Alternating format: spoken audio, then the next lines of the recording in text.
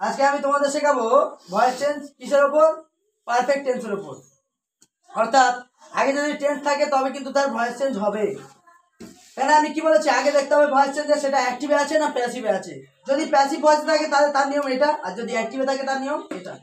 তাহলে অ্যাক্টিভের নিয়ম কি আছে আমার, অ্যাক্টিভের নিয়ম মানে কি, এটা আমার টেন্সের নিয়ম, যেটা অ্যাক্টিভের নিয়ম সেটা আমার টেন্সের নিয়ম। তাহলে অ্যাক্টিভে কি কি আছে, সাবজেক্ট একটা আছে, তারপর হ্যাভ হ্যাজ বসবে, তারপর ভার্বের থার্ড ফর্ম অর্থাৎ ভি3 মানে ভার্বের থার্ড ফর্ম প্লাস অবজেক্ট।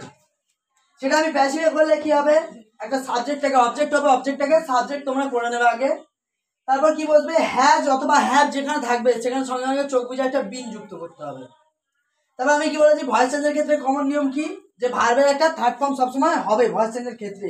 অর্থাৎ যখন টেন্সগত কোনো কিছু করতে হবে তখন ভার্বের থার্ড ফর্ম সবসময় হবে।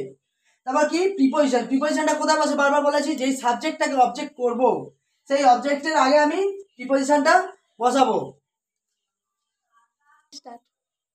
আমি এখানে কি লিখেছি, subject plus has been plus ভি3 প্লাস অবজেক্ট। ভি3 মানে কি ভার্বের থার্ড ফর্ম, ওটা কি লেখা আছে পাশে, প্যাসিভ লেখা আছে।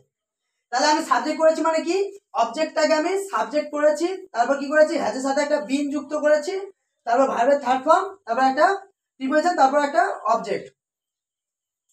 তাহলে আমাকে প্রথমে দেখতে হবে যে অ্যাক্টিভ ভয়েসে কি লেখা আছে। অ্যাক্টিভ ভয়েসের এখানে লেখা আছে Bapan has red the book, not read, কারণ রিডের স্পেলিং কি একই রকম। রিড রেড, রেড যেটা থার্ড ফর্মে রেড হয়। Bapan has red the book, Bapan কি করেছে, বইটা পড়েছে। এটা কিসে আছে, পারফেক্ট টেন্সে আছে। পারফেক্টে তাহলে বাপন সাবজেক্ট হলো, তারপর হ্যাজটা হলো কি অক্সিলারি ভার্ব অর্থাৎ সাহায্যকারী ক্রিয়া, আর রেডটা হলো কি ভি3 দ্য বুক অবজেক্ট। তাহলে আমার এখানে কোনো বিন যুক্ত নেই, এই যে বিনটা এখানে কোনো বিন যুক্ত নেই, এখানে কোনো বিন যুক্ত নেই। তাহলে ওটা আমার কিস হয়ে যাবে, তখন সেটা আমার অ্যাক্টিভ হয়ে যাবে। যদি বিন যুক্ত থাকে, যদি বিন যুক্ত থাকে তাহলে সেটা আমার কিস হয়ে যাবে, সেটা আমার প্যাসিভ হয়ে যাবে। এটা আমাকে মাথায় রাখতে হবে যে ভয়েস চেঞ্জ করার আগে আমাকে দেখতে হবে সেটা অ্যাক্টিভে না প্যাসিভে আছে। তাহলে অ্যাক্টিভে চেনার জন্য কি হবে, বিন থাকবে না, আর যদি প্যাসিভে চিন্তা হয় তাহলে একটা বিন যুক্ত থাকবে, আর একটা কি যুক্ত থাকবে, একটা প্রিপোজিশন যুক্ত আছে। তাহলে সাধারণভাবে যদি প্রেজেন্ট পারফেক্ট টেন্সের ভয়েস চেঞ্জের রুল মনে রাখতে হয় তাহলে কি করব, শুধু হ্যাজ আর যেখানে থাকবে সেখানে একটা বিন যুক্ত করব, আর একটা কি সাবজেক্টটা যেটা অবজেক্ট করলাম। আমি প্রথমে কি করেছি দেখো, দা বুকটাকে আমি কি করেছি, অবজেক্ট ছিল এটাকে সাবজেক্ট করেছি, অবজেক্ট থেকে সাবজেক্ট করেছি, তারপরে হ্যাজের সাথে একটা বিন যুক্ত করেছি, যেটা আমাকে কি বলে অক্সিলারি ভার্ব অর্থাৎ আনতে হবে, হ্যাজ থাকলে বিন যুক্ত হবে। তারপর কি করেছি, ভি3 যেমন ছিল আমি কি বলেছি ভয়েস চেঞ্জের ক্ষেত্রে সবসময় ভি3 হয়।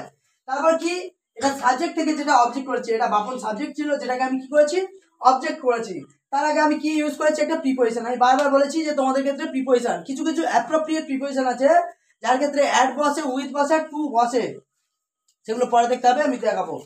অর্থাৎ তাহলে কি বললাম যে সাবজেক্টের আগে কি বসেছে, বাই বসেছে, অর্থাৎ প্রিপোজিশন একটা ইউজ করেছি। যদি বাই না দাও তাহলে ওটা ভুল হয়ে যাবে, তখন অ্যাক্টিভ থেকে আর প্যাসিভ হবে না।